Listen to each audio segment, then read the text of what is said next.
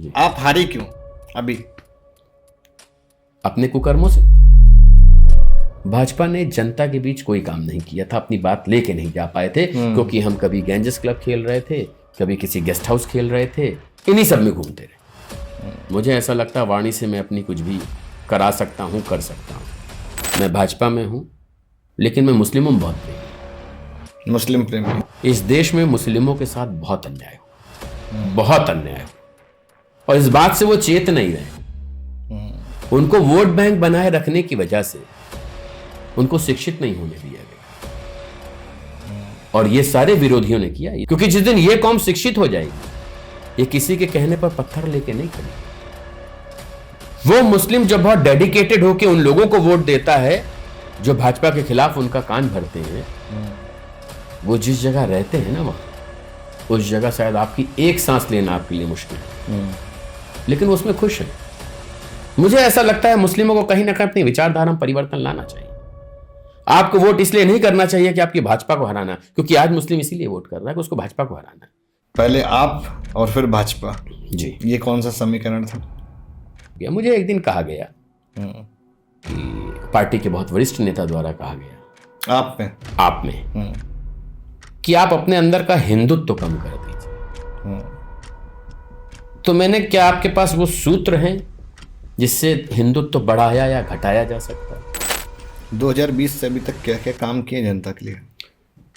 देखिए, यद्यपि मैंने कभी ऐसा कोई डेटा तो नहीं बनाया कि मैं डेटा लेके चलूंगा, अपने काम की वाहवाही करूंगा, बट हाँ, फिर भी मैं ये कहूंगा, मैंने बहुत सारे लोगों के ओपन हार्ट फ्री करा, जिनके जो पैसे से इतने सक्षम नहीं थे कि दवा ले पाए। अच्छा, मेरी एक आदत है, जैसे लोग घूस लेते हैं, मैं भी लेता हूं, लेकिन खाना खिलाना पड़ेगा काम होने के बाद, घर परिवार में बैठ करके।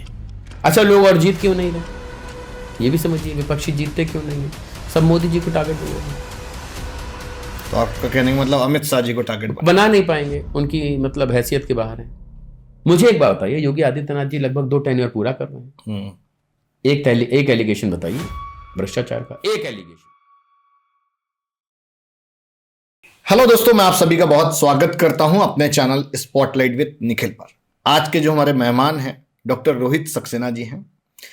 22 ईयर का मीडिया का एक्सपीरियंस है भाई, मतलब एक बहुत लंबा समय इन्होंने मीडिया में दिया हुआ है। आजकल पॉलिटिक्स कर रहे हैं, तो कुछ कंट्रोवर्सी चल रही है यूट्यूब की, उस पर भी बात करेंगे, और पॉलिटिक्स की भी करेंगे, सीसामऊ विधानसभा की भी सर करेंगे। मुस्लिम आपको पसंद बहुत करते हैं, उस पर भी बात करेंगे। तो मोस्ट वेलकम है सर आपका हमारे चैनल पर। वंदे मातरम निखिल जी। मीडिया से पॉलिटिक्स में कैसे? देखिए, मैंने, जैसा आपने भी बताया कि मैंने 2 दशक से ज़्यादा मीडिया को दिया जी, तो मेरे दिमाग में एक बात आई कि अब किसी भी चैनल में मैं जाऊंगा, जैसा होता रहा कि जिस चैनल में जाऊं उसमें CEO, group CEO, CEO, group CEO, तो मुझे ऐसा लगा कि अंतोगत्वा ऐसी कौन सी वो चीज़ है जिसे करा जाए तो आप जो चाहें वो कर सकते हैं, और खासकर लोगों की हेल्प करने को लेकर के, लोगों की जो समस्याएं हैं उनको दूर करने को लेके। क्योंकि मीडिया में रहने के दौरान पॉलिटिक्स के बहुत करीब रहा, मुझे ऐसा लगा कि मुझे पॉलिटिक्स इसलिए चुनना चाहिए क्योंकि अधिकतर लोग पॉलिटिक्स में, जैसे कहते हैं ना, रंगबाजी करने, भौकाल करने, और मुझे लगता है मीडिया में जिस लेवल में था वहां बहुत पर्याप्त भौकाल कर चुका था। उसके बाद भौकाल की छुदा कहीं नहीं बची थी कि भौकाल किया जाए। तो मुझे लगा नहीं, पॉलिटिक्स में कुछ ऐसा किया जाए जो अपने आप में एक नज़ीर बने। और प्रभु की कृपा है कि बहुत कम समय में मैंने लोगों के बीच में जगह बनाई, दिल में जगह बनाई, और लोग सम्मान से मुझे देखते हैं। और इतने कम कार्यकाल के राजनीति के दौरान जिस तरह से लोगों का जुड़ाव मुझ पर हुआ है, तो मुझे लगता है ये प्रभु की कृपा है। और शायद जिस तरह से मैं निश्चल होकर के लोगों के काम आता हूँ, निस्वार्थ होकर लोगों के काम आता हूँ, उसमें इसकी बहुत बड़ी अहम भूमिका है। 2020 से अभी तक क्या क्या काम किए जनता के लिए?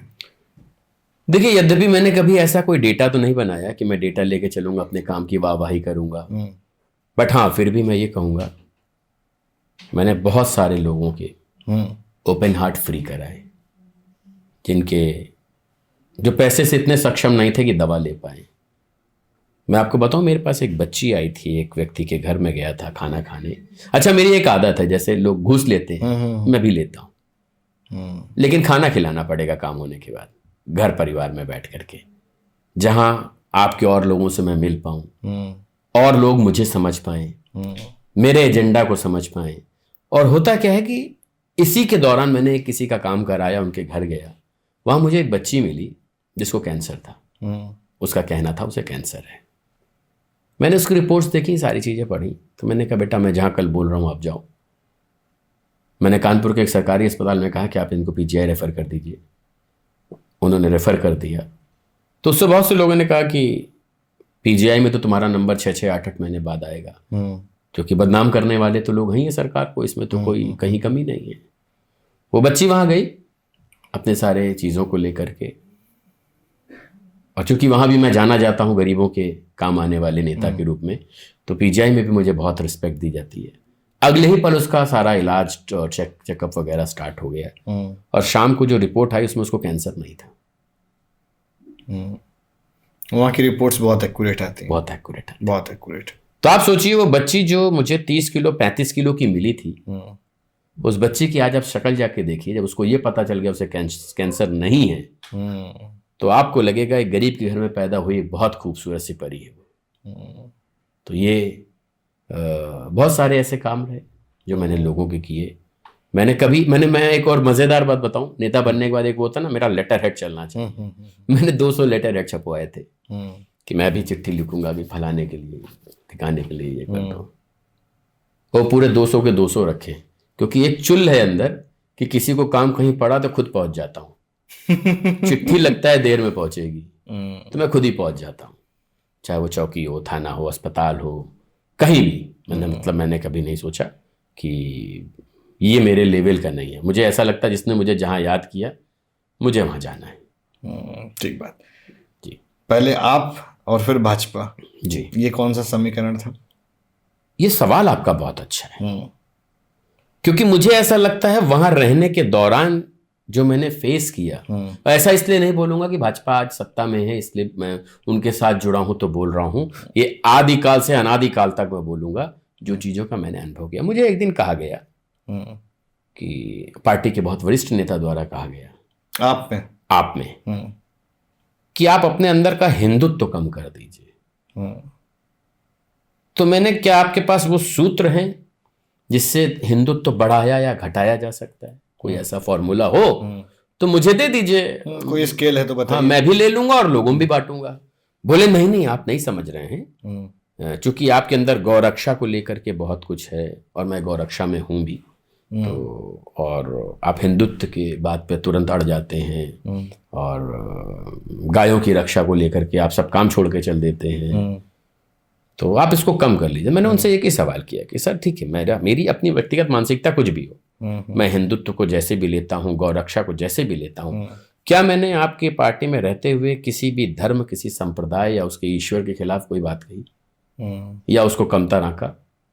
और यदि नहीं आंका तो मुझे गर्व है मैं जिस धर्म में हूं उस धर्म को कम तो करने वाला नहीं, क्योंकि अब तो ये बढ़ेगा, क्योंकि आपने अलख जगा दी। आप नहीं कहते, कई बार क्या होता है ना, कई चीज आपसे नहीं कही जाए, आप ये सामने लिखा हो कि इधर नहीं देखिएगा, आप बार बार देखिएगा। क्योंकि तब तक मुझे एहसास नहीं था मेरे अंदर इस तरह से हिंदुत्व है, लेकिन वो वैसा हिंदुत्व नहीं है कि किसी और धर्म को एहसास करा दिया कि ये जगह आपकी यहाँ नहीं, भाजपा में नहीं। एक्चुअली ये भी नहीं हुआ, मैं आपको बताऊं कि भाजपा में है। मैंने इमीडिएट डिसीजन ले लिया कि मैं छोड़ूंगा पार्टी। मुझे बहुत प्रलोभन दिए गए, बहुत सारे पद के प्रलोभन दिए गए, राजनीतिक पद, संवैधानिक पदों के प्रलोभन दिए गए। क्योंकि प्रभु की कृपा से मेरा जन बल में बहुत होल्ड है और वाणी पर तो है ही है। मुझे ऐसा लगता है वाणी से मैं अपनी कुछ भी करा सकता हूं, कर सकता हूं। तो बहुत मुझे प्रलोभन दिए गए, संवैधानिक पद दे दिया जाएगा, ये कर दिया। मैंने कहा नहीं, अब बस नहीं, ये डिसीजन ले लिया। फिर देखिए महादेव की कृपा, कहां से मुझे फोन आया कहाँ से है? अब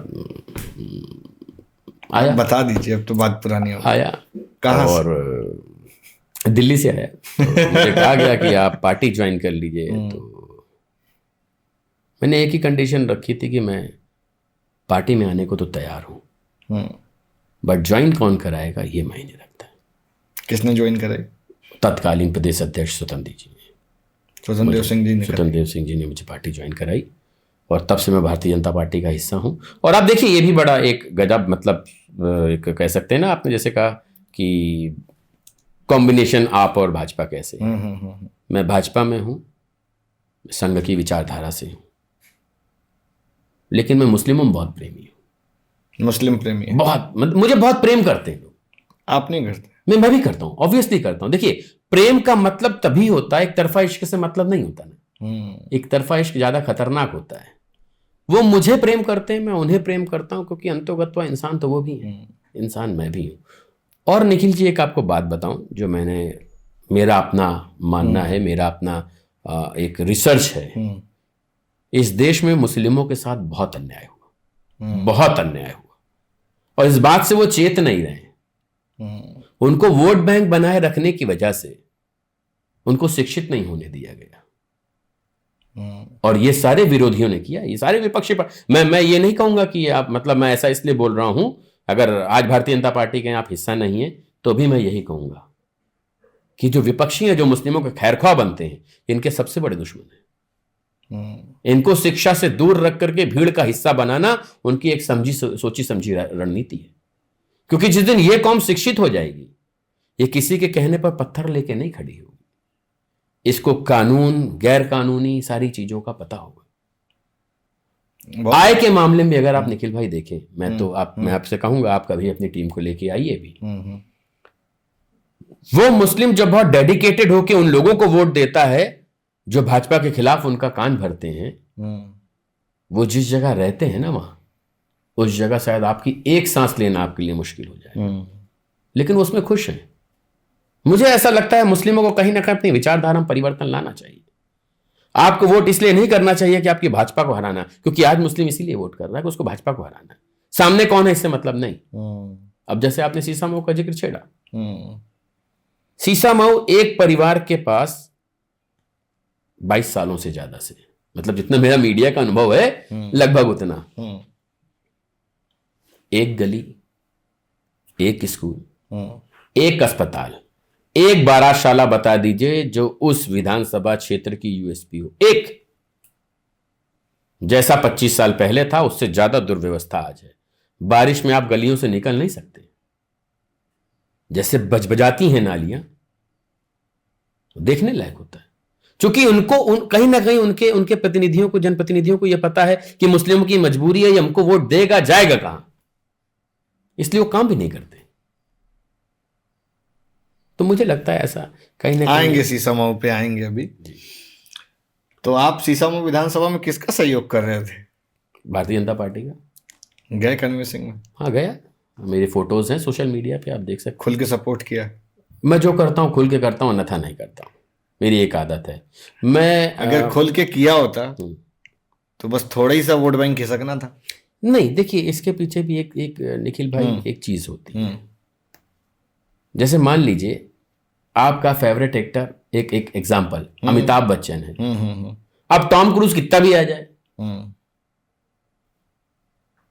ये समस्या है कि अगर आप पॉपुलर हैं, मैंने तो आखिरी जिस दिन पोलिंग थी उस दिन वीडियो बनाया कि मैंने जो आपसे वादे करे, जिन चीजों का वादा किया है, बारात घर, अस्पताल, ये सारा मैं आपको करके दूंगा।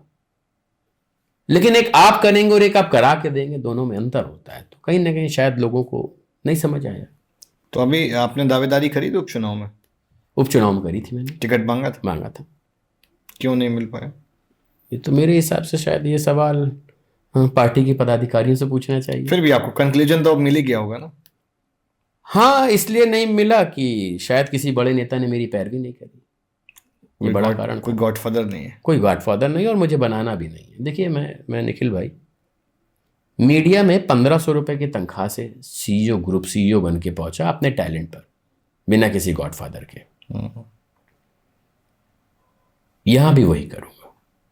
मैं जब जनता से पैसे लेता नहीं, उनके पैसे खर्च नहीं होने देता हूं, उनके लिए खड़ा रहता हूं, तो मैं ये कतई नहीं करूंगा कि मैं किसी को ढोऊं अपने ऊपर, किसी को ढो के लेके चलूं कि इनके खर्चे उठाने हैं और ये करना है। यद्यपि ऐसा मौका ना मिला और मिलेगा तो भी करूंगा भी नहीं। ठीक बात। भाजपा में आपको कौन सा ऐसा नेता लगता है जो आपको इंस्पायर करता है? सबसे योगी आदित्यनाथ इंस्पायर करते हैं, नो डाउट। ऐसा क्यों? क्या नहीं, है उनमें ऐसा? मैंने एक नाम आपको सटीक बोल दिया, लेकिन वैसे मैं दो कहूंगा। दूसरा कौन? पहला अमित शाह, दूसरे योगी जी। दूसरे योगी जी। योगी जी अपनी जगह है, वो नंबर 1 है। अमित भाई अपनी जगह है, वो अपनी जगह number 1। Like I am telling you, Amit भाई क्यों, एक सवाल हो सकता है, अमित भाई क्यों? राइट। मुझे ऐसा लगता है जिस तरह की एक ब्रेन स्ट्रोमिंग एक्सरसाइज इस पार्टी के लिए अमित भाई करते हैं, जिसके पीछे हम लोग सारे लोग चलते हैं, टॉप टू बॉटम सारे चलते हैं, ये दूसरी पार्टियों में कमी है कि उनके यहाँ ऐसा कोई नहीं है जो इस तरह का ब्रेन स्ट्रोमिंग एक्सरसाइज करे, इस तरह की रणनीतियां तय करे और आपको उस दिशा में लेके जाए। वहां सारे स्वयंभू हैं, बैक एंड वर्क की स्ट्रक्चर नहीं है। यस, हमारे यहाँ कौन कैसे करना है? यस, हमारे यहाँ अमित भाई की एक सबसे बड़ी खासियत ये है। अच्छा, लोग और जीत क्यों नहीं रहे, ये भी समझिए, विपक्षी जीतते क्यों नहीं है? सब मोदी जी को टारगेट बनाए हैं। तो आपका कहने का मतलब अमित शाह जी को टारगेट बना नहीं पाएंगे, उनकी मतलब हैसियत के बाहर है, हैसियत के बाहर। सुबह ईडी सीओई भेज देंगे इसलिए नहीं। देखिए, ये फिर एक भ्रांति समझिए। अगर मुझे एक बात बताइए निखिल भाई, मैं बहुत स्पष्ट और चैलेंज से कह रहा हूं, एक जगह बताइए जहां ईडी सीबीआई गई हो खाली हाथ लौटी हो, एक जगह बताइए। अरविंद केजरीवाल क्या खाली हाथ लौटी? नहीं, खाली हाथ नहीं लौटी, क्या बिल्कुल नहीं लौटी। क्या लेके आई? जब गोवा में चुनाव हुए तो वहां के विधायकों ने कहा यहां जो हमको फंड दिया गया था और नगद दिया गया था, वो उनके एफिडेविट लगे हुए, तो नगद कहां से आया? आपके नगद कहां से आया? और अगर आप मुझे एक बात बताइए, यदि आप निर्दोष थे, आप पर कोई आरोप सिद्ध नहीं हो रहा था, इतने दिन जेल में क्यों थे? अगले दिन जमानत हो जानी चाहिए थी, आपके केस खत्म हो जाने चाहिए थे। अंडर ट्रायल क्यों है? क्योंकि आपने कुछ किया है ना। वो तो इंक्वायरी चल रही ना अभी। नहीं, इंक्वायरी अलग बात होती है, आप समझिए। इंक्वायरी तब होती जब आप पर केस किया जा रहा होता है कि आपने किया है अथवा नहीं, आपने केस किया, ये तो सामने सर हो सकते हैं सर, मतलब वो लोग सर्च कर रहे हैं, अभी भी ट्रायल पे है मामला। अब आपको सिद्ध करना है, प्रूफ तो अभी तक नहीं दे नहीं, ये इससे ज्यादा प्रूफ क्या लीजिएगा? जब वहां के विधायक कह रहे हैं कि हमको चुनाव लड़ने के लिए विधानसभा का नकद आया था, और क्या चाहिए? नहीं, बट वहां पर तो दूसरा मामला है। नहीं, कोई मामला नहीं। देखिए, एक बात समझिए, लिक्विड पॉलिसी वाला मामला है ना वहां तो। नहीं, मेरी बात समझिए, ये वही केजरीवाल है। देखिए कितना ड्रामे से किया इन्होंने काम, और मैं इस पे सबका फोकस लाना चाहूंगा, खासकर आपके व्यूअर्स का। मनीष सिसोदिया नाम का एक इन्होंने प्राणी खड़ा किया, जिसको शिक्षा के क्षेत्र के लिए अंतर्राष्ट्रीय स्तर पे एडवर्टोरियल दे करके प्रसिद्धि दिलाई। एडवर्टोरियल न मैंने शब्द इसलिए कहा, आप भी मीडिया में हैं और मैं भी रहा हूं। जब मैं कोई न्यूज देता हूं, उसको मीडिया अपनी लैंग्वेज में कवर करती है, तो एक्स मीडिया की लैंग्वेज अलग होती है, वाई मीडिया की लैंग्वेज अलग होती है, जेड मीडिया की अलग होती है, बहुत स्पष्ट है। एक ही आर्टिकल, एक ही फोटो, एज इट इज वर्डों में दुनिया के सारे अखबारों में संभव नहीं जब तक एडवर्टोरियल नहीं। ये भी पता है। एग्रीड हूं। आपने स्कूल का एक पूरा शोशेबाजी खड़ा करके मनीष सिसोदिया से एक्चुअली क्या काम कराया? आपको याद होगा कोविड के दौरान मनीष सिसोदिया ने वो 150 करोड़ रुपए जो थे लीकर माफियाज के बिना कैबिनेट के बैठक के पास कर दिए थे, और जब खुद को फंसता पाया तो जुलाई में आनंद फानंद में कैबिनेट की बैठक बुलाई और उसी प्रस्ताव को पारित कराया, क्योंकि उनको एहसास हो गया तो उन्होंने गलती कर दी। आप सोचिए, जो फॉर एग्जाम्पल मैं आपको बताऊं कि जो ठेके वहां 5 लाख रुपए में मिलते थे, उसकी कीमत 25 लाख रुपए कर दी गई थी। इसमें सही मायने में नुकसान सरकार को हुआ है, आप समझिएगा। जो सरकारी खाता है, नुकसान वहां हुआ है, न केजरीवाल को व्यक्तिगत रूप से हुआ है, न किसी और को व्यक्तिगत रूप से हुआ। वो तो सब लोग ही वही करते हैं सरकार में। नहीं करते हैं। देखिए मेरी बात समझिए, मुझे एक बात बताइए, योगी आदित्यनाथ जी लगभग 2 टेन्योर पूरा कर रहे हैं। एक एलिगेशन बताइए भ्रष्टाचार का, एक एलिगेशन। नहीं, वो ईमानदार आदमी है, तो जो ईमानदार होगा उस पर एलिगेशन नहीं लगेंगे। आप समझिए, केसेस तो उन पे भी थे ना। नहीं, केसेस होना एक अलग बात होती है। एक बात समझिए, किसी पर जब आपराधिक कोई मामला हो वो राजनीतिक दृष्टिकोण से लाद दिए जाते हैं, लेकिन किसी पर भ्रष्टाचार का मामला हो। थोड़ा सा हम लोग डाइवर्ट हो रहे हैं, हम वापस से आएंगे। आप हारी क्यों अभी? अपने कुकर्मों से। केजरीवाल को आपने अगर इससे पहले के 3 चुनाव, मिस्टेक्स बताइए, पॉइंट मैं बता रहा हूँ, पॉइंट वाइज बता रहा हूँ। केजरीवाल को अगर आपने पिछले 3 चुनाव देखे हो, जिसमें एक में गठबंधन सरकार थी, 2 में एब्सोल्यूट मेजोरिटी थी, केजरीवाल ने चुनाव के दौरान, पिछले 3 चुनाव की बात कर रहा हूँ, किसी अन्य का नाम ही नहीं लिया, किसी का। मैंने ये किया है, मुझे ये करना है, मैंने ये किया है, मुझे ये करना है। अब 3 बार तो आपने बेवकूफ बना दिया, चौथी बार भी आप ये कहेंगे मैंने ये किया, मैंने किया तो कुछ नहीं है। आप तो वही ना, इनका था 15 दिन में लोकपाल आ जाएगा। कहां है लोकपाल? किसी को पता है लोकपाल कहां है? नहीं है। आप कूड़े का पहाड़ हटा रहे थे, कहां है? आप आए बोले दिल्ली में प्रदूषण बहुत है, सत्ता में आते ही कहते ये वो इसलिए तो है। दिल्ली की जनता पसंद क्यों कर रही थी? नहीं, देखिए, उन्होंने एक काम किया था वहां की जनता को अपाहिज बनाने का। बहुत स्पष्ट तौर से मैं कह रहा हूं, वहां की जनता को इन्होंने अपाहिज बनाने का काम किया था। लेकिन जनता चेत गई, उसको पता था कि यदि ये जो अंग मेरे काट के मुझे बैसाखी पकड़ा रहा है, अगर मैंने बैसाखी नहीं फेंकी तो मैं ताउम्र अपाहिज रहूंगा। वो दिल्ली की जनता ने अपनी बैसाखी फेंक दी। मुख्यमंत्री चेहरा कौन है दिल्ली का? ये तो आलाकमान तय करेगा। आपकी ओपिनियन क्या कहती है? मेरा व्यक्तिगत ओपिनियन अगर आप माने तो प्रवेश वर्मा अच्छा कैंडिडेट हो सकते हैं, जिन्होंने केजरीवाल को हराया। देखिए, दिल्ली का ये परिपाठी रही है, जिसने मुख्यमंत्री को हराया वो मुख्यमंत्री बना है। ये तो परिपाठी रही शुरू से, तो बाकी आलाकमान तय करेगा। सुरेश अवस्थी जी, अगर हम वापस से सीसम विधानसभा पे आएंगे, सुरेश अवस्थी जी कैसे हार गए? देखिए, मुझे ऐसा लगता है पार्टी जनता के बीच नहीं गई तो कहां जाते रहिए? हाँ, ये सवाल आपका अच्छा है। और मैं व्यक्तिगत रूप से कह रहा हूं, प्लीज। आप भी तो कमल लेके घूम रहे थे। हाँ, मैं कमल लेके घूम रहा था, मैं जनता के बीच घूम रहा था, उनके बीच घूम रहा था जिनके बीच लोगों ने वोट नहीं दिया। नहीं दिया, ऐसा नहीं दिया। अगर आप ग्वालटोली क्षेत्र देखें तो सबसे ज्यादा मुस्लिम वोटों जो जिस क्षेत्र में एक्टिव था, ग्वालटोली क्षेत्र था। आप देखिए, सबसे ज्यादा वोट मुसलमानों के वहीं से आए, ग्वालटोली से। आप आंकड़े निकलवा के देख लीजिए। पार्टी के संगठन ने जनता के बीच कोई प्रोग्राम नहीं किया, मेरा अपना मानना है। क्लबों में घूमते रहे, क्लब में आज बैठक है, क्लब में संबोधन है, बड़े बड़े कार्यक्रम करते रहे। नहीं, बड़े कार्यक्रम नहीं करे, 5 स्टार कल्चर में रह गए। तो बड़े कार्यक्रम ही हो गए। बड़े कार्यक्रम तो जनता आ गई, 2 लाख तो बड़ा कार्यक्रम हो गया। योगी जी वो बड़ा अलग नहीं, योगी जी किसी क्लब में नहीं आए थे, जनता के बीच आए थे। योगी जी किसी 5 स्टार होटल में नहीं आए थे, वो जनता के बीच आए थे, जनसभा में आए थे। चुनाव में क्या हुआ, मेरा अपना व्यक्तिगत, मैं मीडिया में भी रहा हूं तो मैं आकलन करता हूं ना कि पार्टी कहां कमी रह गई। तो not as a candidate of BJP, not as a member of BJP, as a ex media person, Bhajpa ने जनता के बीच कोई काम नहीं किया था, अपनी बात लेके नहीं जा पाए थे, क्योंकि हम कभी गैंजेस क्लब खेल रहे थे, कभी किसी गेस्ट हाउस खेल रहे थे, इन्हीं सब में घूमते रहे। जनता के बीच अगर हमने प्रोग्राम कर रहे होते, मुस्लिमों से वोट मांगे थे, मैंने मांगे थे, वो दिए। सुरेश अवस्थी जी गए थे। सुरेश अवस्थी जाए ना जाए, पार्टी का संगठन इतना बड़ा है भाई, जो कोई ना कोई गया होगा। मैं जैसे मैंने बताया, मैं ग्वालटोली गया, मैं लेके आया। 2027 में आपकी क्या प्लानिंग है? देखिए, अब टिकट तो नहीं मांगूंगा भाई साहब, टिकट नहीं मांगेंगे भाई। होता क्या है निखिल भाई, आपने बहुत अथक मेहनत करी हो, आप समझिएगा मेरी बात, मेरी पीड़ा को समझिए। आपने बहुत अथक मेहनत करी हो, आपने इस बात का ध्यान नहीं दिया हो कि कब रात हो रही है, कब दिन हो रहा है, आप किनके बीच हैं, खाया है नहीं खाया है, आप अस्वस्थ हैं। ऐसा कई दौर रहा, कई समय रहा, मैं बहुत बीमार रहा और मैं ऐसे कांप रहा था बुखार की वजह से, लेकिन मैं जनता में काम कर रहा था। और ये सारी चीजें सोशल मीडिया में उपलब्ध हैं, ऐसा कुछ नहीं कि मैं अपने आप को बताने के लिए कह रहा हूं। If you will go through with my page, you will find each and everything. मैंने मतलब बहुत काम किया, चाहे वो हिंदू संगठन मतलब लोग हों, चाहे वो दलित समुदाय हो, चाहे वो मुस्लिम हो। आप वहां लगभग सभी समुदायों में मेरी प्रेजेंस देखेंगे। मेरे ऊपर मुस्लिम नेता का बड़े टैग लगता हो, क्योंकि मुस्लिम ने मुझे स्वीकार कर लिया, बाकी किसी को स्वीकार नहीं किया, तो एक टैग लगना स्वाभाविक है। लेकिन ऐसा नहीं, वहां दलित ने मुझे स्वीकार नहीं किया। किया है, बिल्कुल किया है।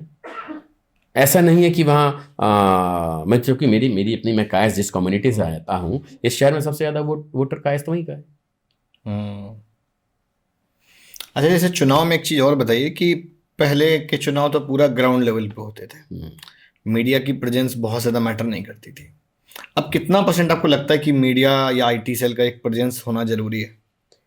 देखिए, मैं क्योंकि मैंने एक वो चेंज जो कहते हैं दशक, एक, 2 दशक हाँ, करीब, मैंने वो हाँ, जो चेंज होता हाँ, है ना, इसीलिए जिसे पूछ रहा कहते हैं मैनुअल टू डिजिटल, हूँ। हाँ, वो मैंने बिल्कुल अरे आंखों के 2G से सामने, आपने 3G भी किया, हाँ, 3G से 4G और 5G आ 5G गया। आ हाँ। गए, ठीक। मुझे ऐसा लगता है आज राजनीतिक दृष्टिकोण से आपके फॉलोवर कितने ये मायने रखता है, क्षेत्र में कितने जानते हैं ये पता ही नहीं। ये परिपाटी बदलनी चाहिए। क्षेत्र में आपको लोग जानते नहीं है और फॉलोवर आपके 10 मिलियन है, मतलब है इसका, आपके बगल वाला आपको नहीं जान रहा है और आप कह रहे हो मैं सोशल मीडिया पे वो बड़ा नहीं, एक्टर इसको हम थोड़ा सा और करेक्ट करेंगे। मैं ये जानना चाह रहा हूँ कि IT सेल का जो वो चलता है ना ट्रेंड, बीच में वायरल या कुछ क्लिप्स आती हैं, वो कितना प्रभाव डालता है? नहीं, बहुत डालती, प्रभाव डालता है, बहुत डालता है। देखिए, मैं करीब कितना इम्पैक्ट डालता होगा? किस तरह के वोटर्स में इम्पैक्ट आता है? हर तरह के वोटर में इम्पैक्ट डालता है। जैसे अगर कोई चीज इमोशनल आती है, हम सारे मानव हैं, इमोशनली इम्पैक्ट करता है, अरे ये कैसे हो गया, जिससे हमारा लेना। आप इस एक बात और आप इसी समझ लीजिए, मैं बहुत मजे वाला उदाहरण दूं आपको। आप ऐसी कई शादियों में गए होंगे जिनकी जिंदगी में आपको शादी की एल्बम नहीं देखनी है, लेकिन आपने शादी के एल्बम में, हम दिखे ना दिखे, हम देखे ना देखे, आपने दूल्हा दुल्हन के पीछे जाके फोटो खिंचाई नहीं खिंचाई? बिल्कुल खिंचाई। दिस इज द इम्पैक्ट कि लोग किसी भी रूप से, जो SEO आज बहुत स्मार्ट हो गया है, बहुत सर्च इंजन ऑप्टिमाइजेशन आज बहुत स्मार्ट हो गया। आप जो खोज रहे होते हैं वो आपको डिलीवर कर रहा होता है। आपने जिस तरह की चीजें, इमोशनल चीजें सर्च करी हैं, पता चलिए कुछ भी इमोशनल आई आपके पास तुरंत आया, आपने उसको ट्विटर पे भी देखा, आपने मतलब X पे भी देखा, आपने इंस्टा पे भी देखा, व्हाट्सएप पे भी देख रहे हैं, फेसबुक में भी देख रहे हैं, और हो सकता है 1 घंटे बाद वो वायरल वीडियोज में टीवी में देखने लग जाए, तो आपको हैमर करेगा। आएंगे वायरल भी आएंगे, आजकल एक वायरल चल रहा है। हैमर करेगा। नसीम सोलंकी ने ऐसी क्या रणनीति बना ली कि भाई जीत गए, कि सिंपैथी मिल गई? क्या मिला? सिंपैथी बहुत बड़ा फैक्टर रहा, पहली चीज।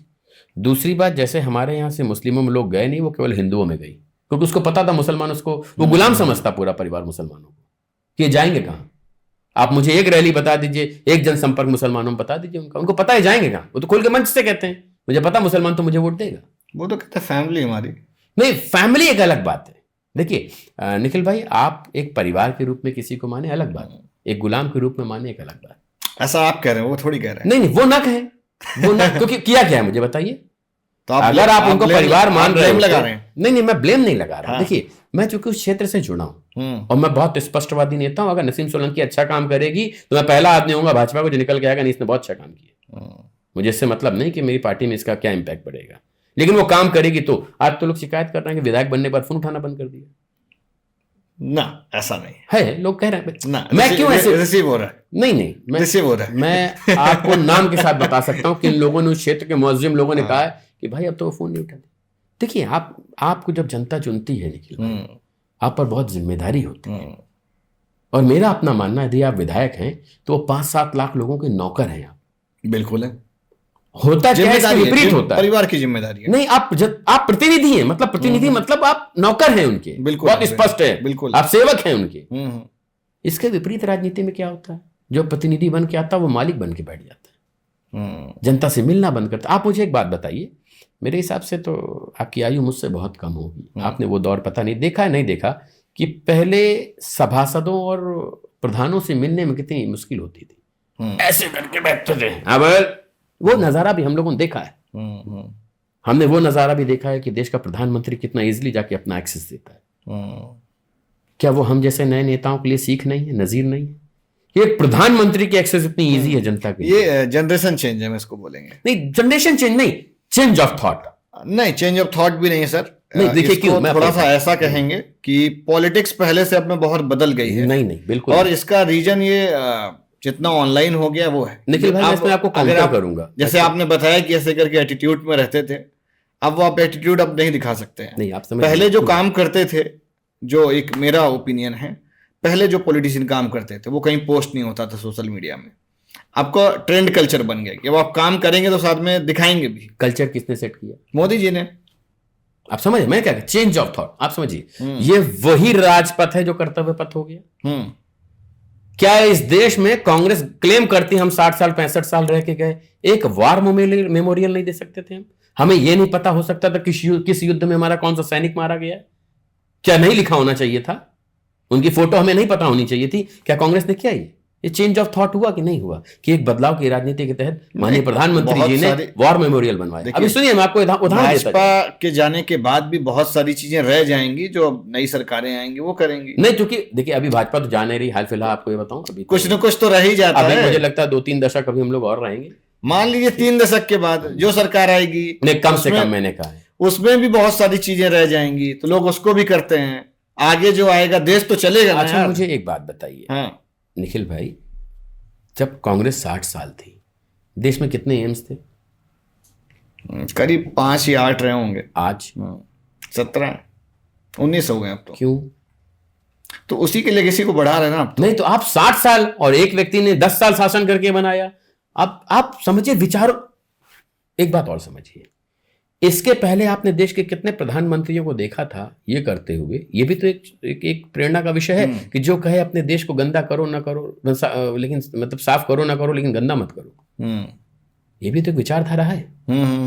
विचारधारा जब बदलेगी, जब आपका लीडर जिस विचारधारा का होगा, आप उस तरह की शैली में जाएंगे। हम लोगों ने वो भी दौर भी तो देखा है, जब देश का सैनिक उसको टिकट नहीं कंफर्म होती तो पैताने जब बैठ जाता था तो 5 फुट का आदमी 6.5 फीट का हो जाता था, पैताने भी नहीं बैठने देता था ट्रेन में। देखा है ना वो मंजर। और हमने इस देश में वो भी मंजर योगी मोदी जी के आने के बाद देखा है कि एयरपोर्ट से हमारी बटालियन जा रही थी और सबने खड़े होकर ताली बजाई। ये परिवर्तन लाना तो आपकी जिम्मेदारी है ना। इसके पहले कितने प्रधानमंत्रियों को आपने देखा कि बोर्ड एग्जाम से पहले बच्चों से रूबरू होता हो? देखा आपने?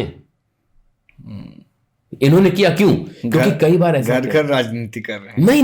नहीं घर घर इसके पीछे समझिए, ऐसा बहुत दौर हुआ जब एग्जाम के बाद बच्चों को लगा हम पास नहीं हो पाए, वो सुसाइड अटेम्प्ट करने लगे, डिप्रेशन में चले गए। इस तरह के सुसाइड तो अभी भी होते हैं। नहीं, बट देश के प्रधानमंत्री के इनिशिएटिव लिए हम बच्चों से मिले। आप देखिए ये अच्छी चीज है, इस चीज की हम तारीफ करेंगे।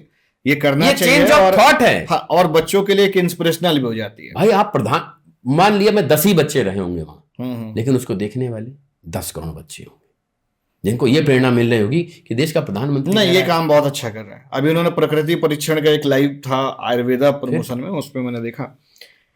अब हम इस पे आएंगे भाई, योगी जी को 29 में प्रधानमंत्री बनाएंगे आप? अगर मेरे हाथ में होता तो मैं बनाने को बिल्कुल तैयार हूं। सहयोग करेंगे? अगर संगठन ने उनको जिम्मेदारी दी तो मेरा सहयोग 100% है। 27 में भाजपा आएगी यूपी में? 27 में आएगी, 32 में आएगी, 37 में आएगी, 42 में आएगी। सपा वाले कह रहे हैं सपा आएगी। तो 22 में भी कह रहे थे सपा हो गई। वो तो 22 में भी कह रहे थे कि पूर्ण बहुमत से आ रहे हैं। लोकसभा में समीकरण बदल गया। नहीं, लोकसभा में समीकरण नहीं बदले, आप समझिए। भाजपा ने जिता दी। नहीं भाजपा नहीं। लोकसभा में क्या हुआ कि उन्होंने एक प्रोपेगेंडा और झूठ का सहारा लिया, जिसके बाद मुझे ऐसा लगता है, मेरा व्यक्तिगत राय, यद्यपि मैं राजनीति में बहुत छोटा व्यक्ति हूं, मुझे लगता है जिस झूठ को वो फैला रहे थे पार्टी ने उसको सीरियस नहीं लिया। उसमें हमारे बड़े लोगों को निकल के सामने आना चाहिए और बताना चाहिए था ये कोर झूठ है, संविधान में कोई परिवर्तन होने नहीं है। सपा 22 में फेल क्यों हो गई थी? देखिए ये तो मुझे लगता है अखिलेश यादव जी ने आकलन कराया होगा इसका बहुत अच्छे। आपका थॉट ऑफ ओपिनियन क्या है? आप जब स्वार्थ की राजनीति करेंगे निखिल भाई, तो अगर स्वार्थ की राजनीति 27 में होगी तो भी यही होगा। इनके पास व्यक्तिगत एजेंडा आज है। आप किसी से पूछिए, अखिलेश यादव से पूछिए आप क्या करना चाहते हैं, बोले मोदी जी को हटाना चाहते हैं। राहुल गांधी से पूछिए क्या करना चाहते हैं, मोदी जी को हटाना चाहते हैं। केजरीवाल से पूछिए क्या करना, मोदी जी को हटाना चाहते हैं। ये किसके एजेंडा है? आपका व्यक्तिगत एजेंडा है। और आपके व्यक्तिगत एजेंडा पे जनता वोट क्यों करेगी? मेरे हिसाब से मैंने अपने 22 साल की मीडिया काल में 50 से ज्यादा चुनाव तो देखे। पहली बार मैंने ऐसी देखा 22 में, पहली बार। आप यकीन मानिए, आप देखिएगा, पहला कोई सत्ताधारी दल उसका मुख्यमंत्री कहता था कि आओ लॉ एंड ऑर्डर पे बात करो, जबकि लॉ एंड ऑर्डर विपक्ष का मुद्दा होता था। पहली बार ऐसा मुख्यमंत्री था जो चैलेंज करता था विपक्ष को, आओ लॉ ऑर्डर पे बात करो, और कोई आसपास नहीं भटकता था, कोई इसकी बात नहीं करता था। फिर कभी बताते थे कि मुसलमानों को मरवा रहे हैं। 1000 से ज़्यादा एनकाउंटर हुए, 700 से ज़्यादा हिंदू मारे गए, तो कैसे आप कह सकते हैं मुसलमानों को मरवा रहे हैं? हमेशा आपको झूठ ही बोलना है, तो झूठ बोलिए, तो वहीं बैठिए। ठीक बात। अखिलेश यादव जी में और नेताजी में क्या फर्क है? नेताजी मुलायम सिंह यादव, मुझे सौभाग्य रहा कि मैं पत्रकारिता के दौरान उनके भी बहुत करीब रहा। नेताजी की एक खासियत बहुत बड़ी है, वो अपने ऊपर किया हुआ एक भी एहसान किसी भी जीवन काल में, कालखंड में, वो याद रखते थे। किसी ने बिगड़ सहायता करी तो किसी ने भी, मुझे मैं तो उसका एक बहुत, मतलब मेरे सामने लाइव एग्जाम्पल है, बट मुझे नहीं लगता यहाँ डिस्कस करना चाहिए। उन्होंने ये बात कही थी कि इस व्यक्ति ने मुझे 5000 रुपए तब मदद करी थी जब मैं साइकिल से चलता था।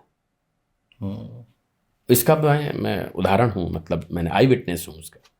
उन्होंने बात कही थी कि तुम इनके लिए ऐसी बात कर रहे हो। जब मैं राजनीति मैंने शुरू करी थी, साइकिल से चलता था, इन्होंने 5000 रुपए दिए थे।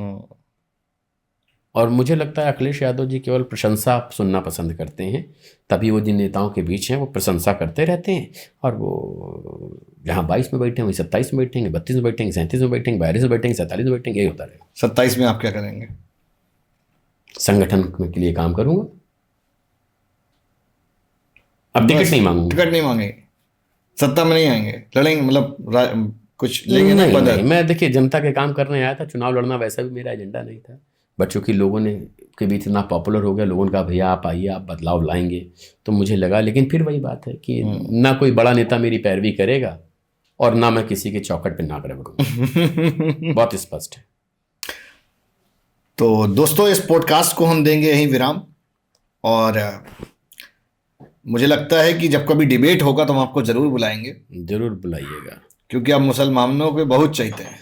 नहीं देखिए बात तो उसमें आप मुसलमानों का पद रखेंगे, हमने अभी से डिसाइड कर लिया है। नहीं, मैं देखिए मैं ऐसा नहीं, मैं अगर आप मुझे देखें सोशल मीडिया पे भी आप देखें, मैं बहुत धार्मिक व्यक्ति हूँ। मैं 24/7 किसी भी मौसम में दिन में 3 बार नहाता हूँ और पूजन करता हूँ, किसी भी मौसम में, और टंकी के पानी से नहाता हूँ। ऐसा नहीं कि मुझे गर्म पानी की उपलब्धता के साथ में नहाता हूँ।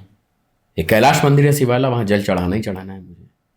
तो ऐसा नहीं कि मैं किसी वर्ग विशेष की राजनीति कर रहा हूं। हाँ, लेकिन चूंकि मैं निस्वार्थ उनके काम आता हूं तो उनमें पॉपुलर बहुत हूं। ऐसा नहीं हिंदू मुझे पसंद नहीं करते, बहुत पसंद करते हैं। कितने धार्मिक अनुष्ठान आप देखिए, सोमवार को प्रदोष का यज्ञ था, मैं हर प्रदोष के यज्ञ में बैठता हूं। तो मैं धार्मिक बहुत हूं, और मेरे अपना मानना है कि धर्म सभी अच्छे हैं, बट ये उसके कुछ धर्म के अनुयायी थोड़ा गड़बड़ हो जाते हैं, जो कि धर्म को किसी और शैली से बताने लग जाते हैं। और अगर आप मुझे इजाज़त दें तो मैं एक चीज़ कहना चाहूँगा। कहें। आज जो राजनीति हो रही है फ्री गुडीज़ की, ये बंद हो जानी चाहिए। आप शिक्षा फ्री दीजिए, चिकित्सा फ्री दीजिए, अच्छे लेवल पे दीजिए। आज अब बताइए छोटे छोटे स्कूलों का ये हाल है कि फला जगह से जूते मिलेंगे, फला जगह से किताबें मिलेंगी, फला जगह से ही ड्रेस मिलेंगी। तो सरकार तो भाजपा की है। नहीं, बात देखिए, मैं किसी पर व्यक्तिगत रूप से आरोप प्रत्यारोप नहीं कर रहा हूं। मैं क्या कह रहा हूं, इसमें बदलाव ऐसा होना चाहिए, बदलाव आना चाहिए। कम से कम हमें जो हम कहते हैं ना शिक्षा का अधिकार, उसको सही मायने में फलीभूत करना चाहिए। मैं बहुत साधारण परिवार से हूँ, 4 रुपए 60 पैसे वाले स्कूल में पढ़ा हूँ। देश के इतने चैनलों का सीईओ, ग्रुप सीईओ का सौभाग्य इसलिए प्राप्त हुआ क्योंकि मैंने पढ़ाई लिखाई करी। यदि इसी तरह गरीब का बच्चा पढ़ जाएगा तो मुझे लगता है आपसे भीख नहीं मांगेगा, किसी चीज की, किसी चीज की भीख नहीं मांगेगा। ना फ्री बिजली मांगेगा, ना फ्री पानी मांगेगा, कुछ फ्री नहीं मांगेगा, क्योंकि वो सक्षम हो जाएगा। और शिक्षा ही एकमात्र ऐसा माध्यम है। रमजान आ रहा है, मनाएंगे? रमजान में मनाए लायक क्या ऐसा होता है? क्या करते हैं आप? चूंकि मुस्लिम क्षेत्रों में बहुत से लोग ऐसे हैं जो मेरे बहुत चाहते हैं, रात रात में तराबी पढ़ते हैं, मुझे ले जाते हैं, अपने साथ बैठाते हैं, चाय पिलाते हैं, लोगों से मिलवाते हैं, उनकी समस्याओं को हल कराते हैं। तो उसमें मनाने जैसा मेरा कुछ नहीं होता, ना मैं रोजा रखता हूँ, ना रहना मनाना ही हो गया। नहीं, साथ में मैं साथ तो सबके हूँ। मुझे आप विश्वास करिए, आप उस क्षेत्र में कभी घूम के जाइए। मैं अगर आप पता नहीं, बहुत लंबा हो गया, एक ई रिक्शे वाला अभी शायद हफ्ते भर पहले एक सवारी को उसने बैठाया, आप सुनिएगा बहुत मजा आएगा। और सवारी को बैठाने के बाद उसने उस लड़के से कहा, भैया मैं आपके इंस्टाग्राम पे जुड़ा हूं। उस सवारी से कहा, बोले अच्छा, बहुत अच्छी बात है। बोले वो एक नेताजी हैं जो लोगों की बहुत मदद करते हैं। तो उसने जवाब दिया, एक ही नेता है वो तो हमारे क्षेत्र में, भाजपा के हैं, जबकि दोनों मुस्लिम हैं, आप समझिए। बोले भाजपा के हैं। तो बोले उनसे मिलवा दीजिएगा। बोले क्या काम है? बोले मेरी बीवी को हार्ट का प्रॉब्लम है, ऑपरेशन होना है, 2 वॉल उसके लीक कर रहे हैं। तो उनका अभी बात करता हूँ। संयोग से उसने मुझे कॉल किया, मैं ऑफिस में बैठा था। बोला भैया आ जाए। हमने आ जाइए। उस ई रिक्शे वाले ने अपनी सारी सवारियां तलाक महल में उतार दी और पूरा ई रिक्शा लेकर के उसको बैठा के मेरे ऑफिस आ गया। बोला उसने ऐसी सी बात है। मैंने तुरंत कार्डियोलॉजी के डॉक्टर फोन किया, उनका भेज दीजिए। हो गया। तो मैंने ये नहीं देखा कि वो हिंदू या मुसलमान है, वो मेरे काम देख के मेरे पास आया है। और मैं वादा करता हूं आपसे, किसी भी धर्म, किसी जाति का लोग, मैं विधायक बनूं अथवा ना बनूं, मैं किसी संवैधानिक पद पर रहूं अथवा ना रहूं, लोगों के काम आता था, लोगों के काम आऊंगा। ठीक बात। तो भाई अब इसी के साथ हम लेंगे विराम। बहुत अच्छा लगा सर आपसे बात करके। वंदे मातरम।